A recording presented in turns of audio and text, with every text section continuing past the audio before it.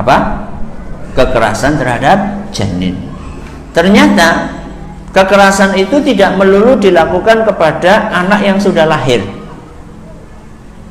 kepada bayi atau kepada anak usia dini. Bahkan ketika bayi atau anak itu masih berwujud janin di dalam perut atau dalam rahim ibunya, ada sebagian anak yang sudah mengalami kekerasan.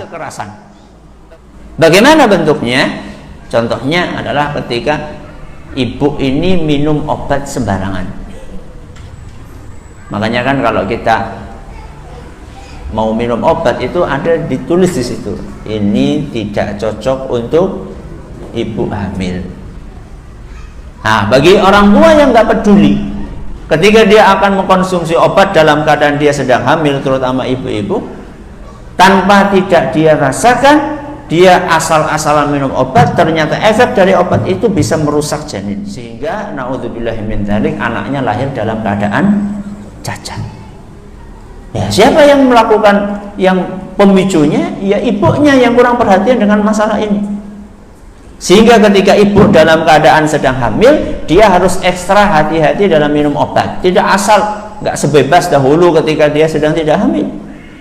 Makanya pentingnya minum obat, konsultasi dengan dokter. Salah satunya adalah dokter ini bisa menjelaskan kepada kita sebagai orang tua, sebagai ibu yang sedang hamil, bahwa oh ibu, ini obat ini berbahaya buat janin ibu. Nah, banyak kejadian janin malah akhirnya naudzubillah keguguran karena salah minum obat, atau tidak keguguran tapi ternyata lahir dalam keadaan ada kekurangan fisiknya. Ada sebab, ada akibat. Ya. Tidak ada asap kalau tidak ada api. Maka kita harus mempelajari. Ya, lebih parah dari itu adalah orang tua atau ibu yang mengkonsumsi hal-hal yang jelas-jelas diharamkan di dalam agama kita. Contohnya apa? Contohnya adalah obat-obatan terlarang.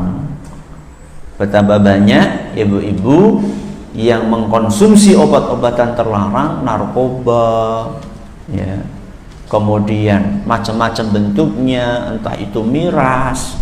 Mungkin sekarang kita di sini mungkin menganggap siapa lah, kayaknya nggak ada tetangga saya yang seperti itu. Iya, karena kita melihat cuma sekeliling kita.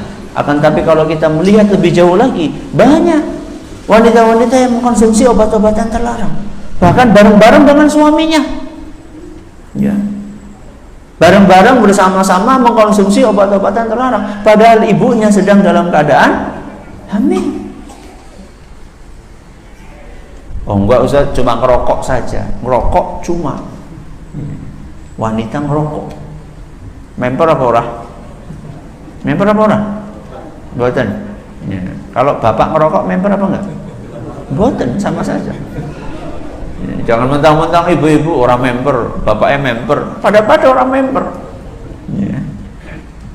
Karena bapak ketika ngerokok bukan hanya menyakiti dia, menyakiti janin juga.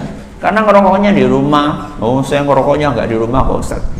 Saya ngerokoknya di luar. Iya, tapi batuk-batuknya. Pernah ada sebuah penelitian yang dilakukan oleh seorang dokter terhadap seorang ibu perokok. Ada ibu perokok. Diletakkan alat untuk memantau janinnya, entah dengan alat apa, sehingga kondisi atau reaksi janin itu bisa dilihat di layar. Ya. Ditaruh alat di perutnya ibu hamil tadi, kemudian bisa dilihat, dipantau dari layar. Memang dia ibu ini perokok, merokok. Dilihat bagaimana efeknya kepada janinnya. Subhanallah. Selama ibu itu merokok, selama itu pula janinnya gelisah, bergerak dengan gerakan yang tidak beraturan, menunjukkan bahwa janin ini tersiksa dengan rokok yang disedot oleh siapa? Ibu. Selama 24 jam dilihat gelisah terus ketika ibunya merokok. Keesokan harinya dokter itu bilang, Bu, libur ya merokoknya 24 jam. Subhanallah, apa yang terjadi? Ketika ibu itu tidak merokok, janinnya itu tenang, damai, pulang pules tidurnya.